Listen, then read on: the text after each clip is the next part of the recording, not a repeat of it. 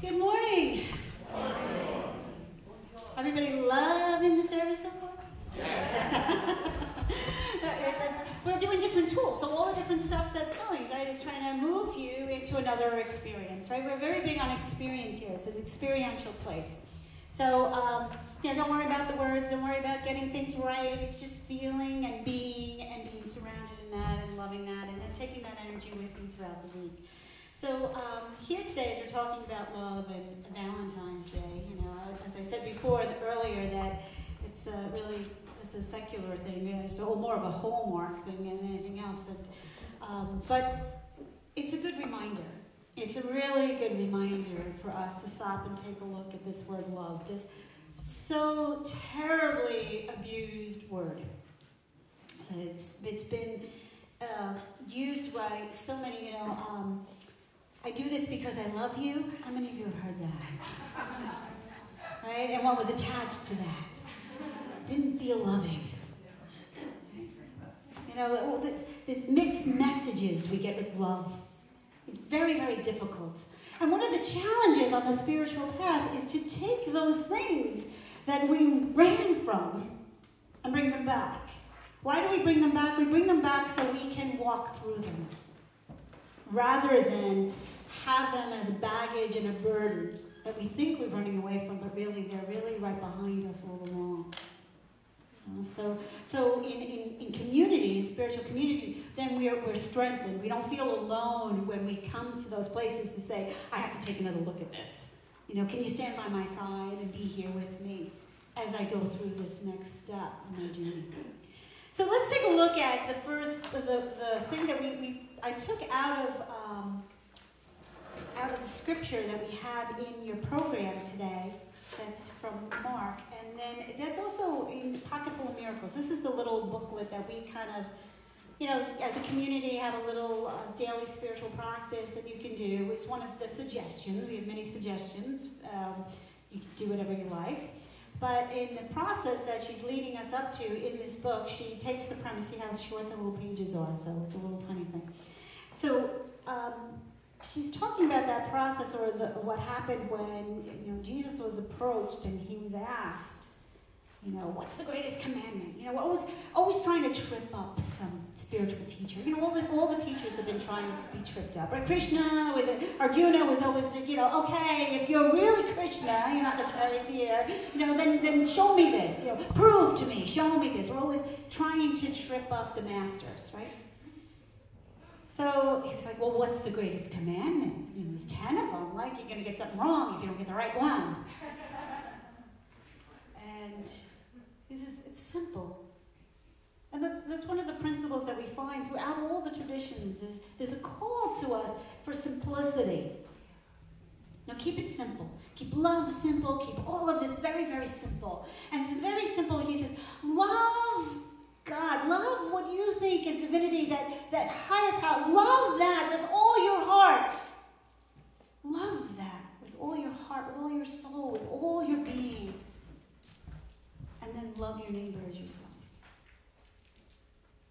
So we have that, and Joann talks about that in here, and she asks you on a daily basis to take a look at that. Now let's first take a look at love God. Now that's a hard one.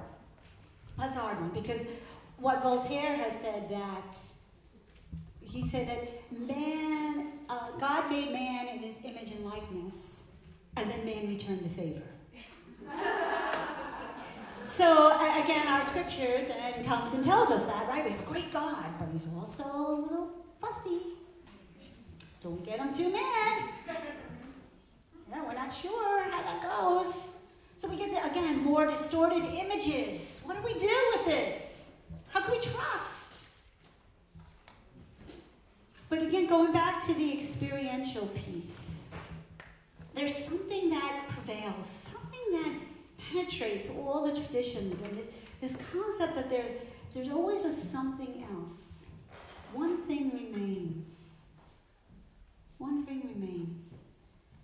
And I love this verse from Corinthians that says, what is love? And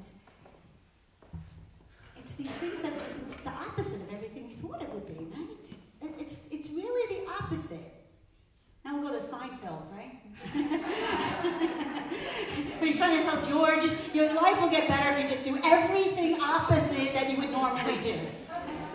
And that's really what we need to do with God. Like, do everything opposite that we think God really could be, because it's even bigger than that. It's even bigger than that. That's how little we know about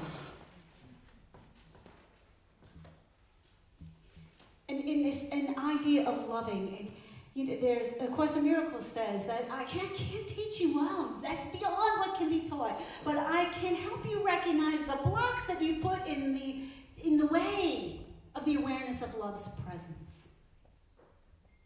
Because I can tell you, like in Krishna Das, in that song of yearning from my heart to want to know this heart as wide as the world, I want to know that what it does is it cracks our hearts open.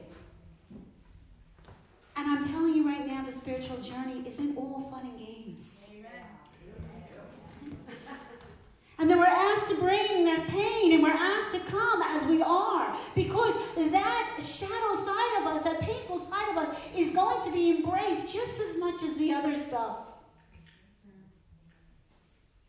That's the idea, this unconditional love.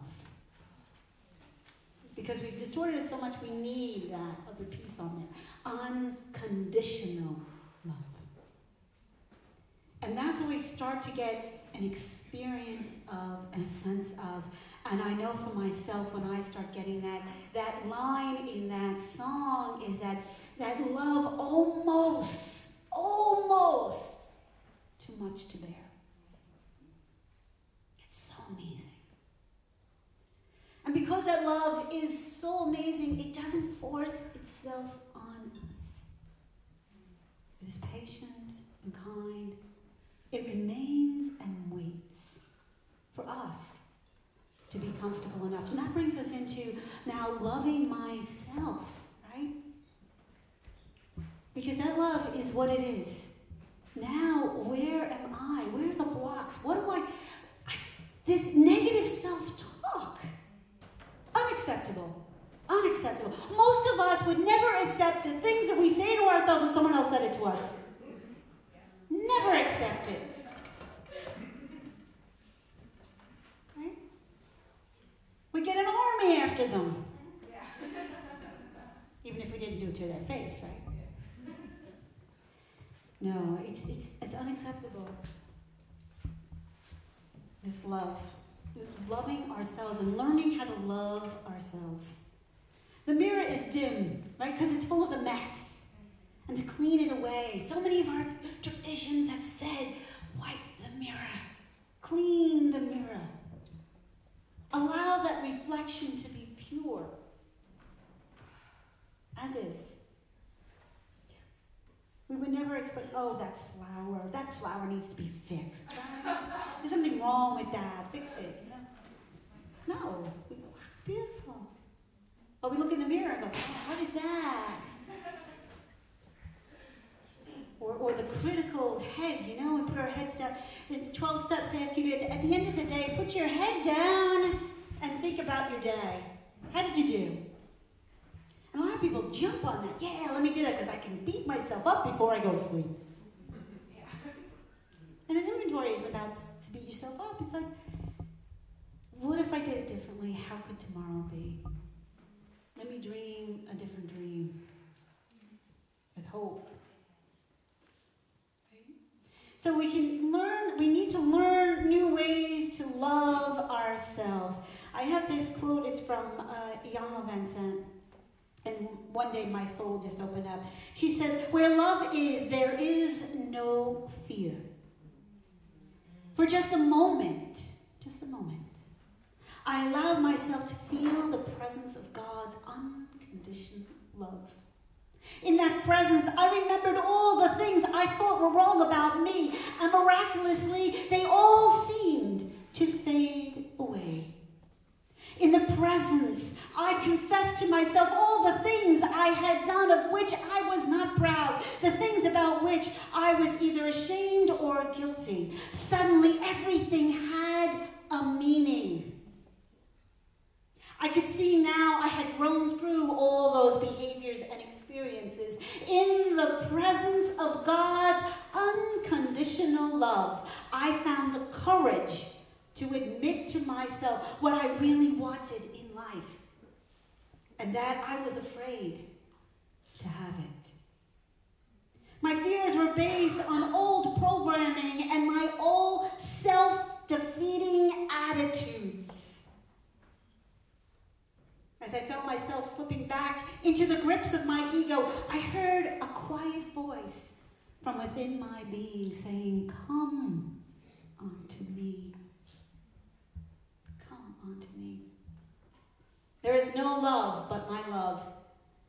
In the presence of my love, all that is not love will fade away. So how do I love myself? We go back to that one love. We go back here.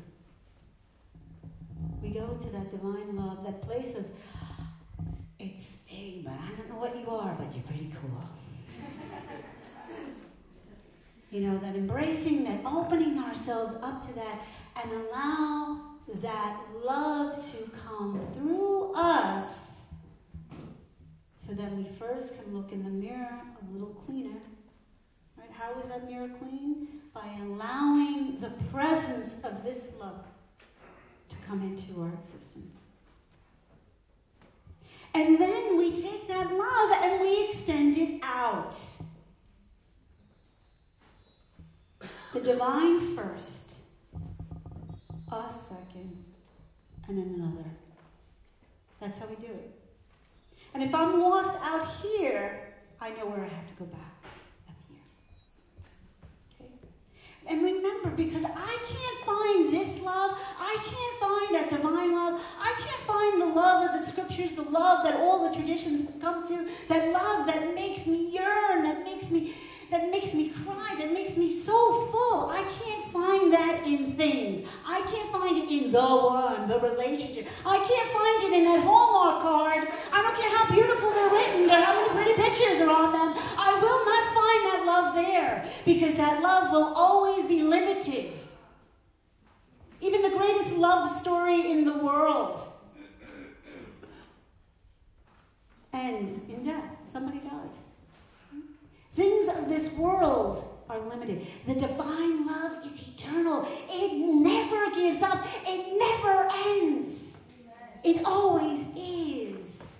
And it is this love that we need to connect to. It is this love that we need to celebrate on Valentine's Day and every day, and more importantly now, to allow that. And when we know that, Valentine's Day helps us remember that people are suffering. Mother Teresa said when she came to the United States that there was more poverty here than anywhere she has seen in the world, and she has been in the most guttery places in the world because we had a soul sickness.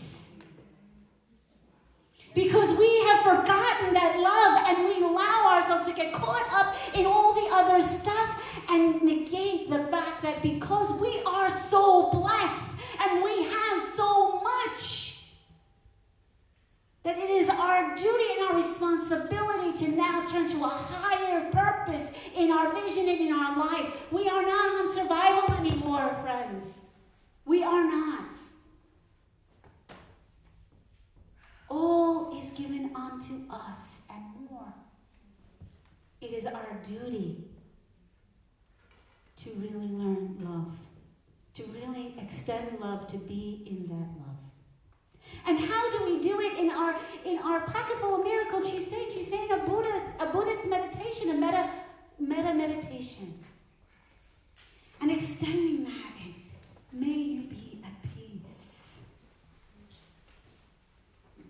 May your heart remain open. See, that's the problem. We close our hearts. Love never stops, but our hearts close. They close from pain. They close from what if. They close from fear. They close from all this other stuff. And in spirituality, we're told we need courage. Courage because we need to face the fear and love anyway. So may you be free. May your heart remain open. May you be free. May you be free from suffering. We have fear, but suffering is when we take that fear and we project it into the future. Instead of saying the fear is what is, the pain is what is. We take that pain and now we hold on to it. That's our suffering. We attach to it. The divine loves us enough to not judge us in that. Loves us enough to continue to love us and to hold us and to continually remind us and give us more and more and more. More tools, more help, more of everything to help us to move beyond this, to uplift ourselves. And now that we know that we're not going to find it in the outside, that it's our job to come here first and to go out, that we now become those people that are able to love our neighbor as ourselves. Perfectly imperfect. People who have fears, this person that's afraid needs love most of all. It's easy to love someone that loves you. Right? But we're reminded each time that we come here as a gathering of light that when you find darkness, you're the light that's being brought to that situation. Even if it's just looking in the mirror. Even if it's just thinking about a past situation. Love is, love always will be, and you are so loved.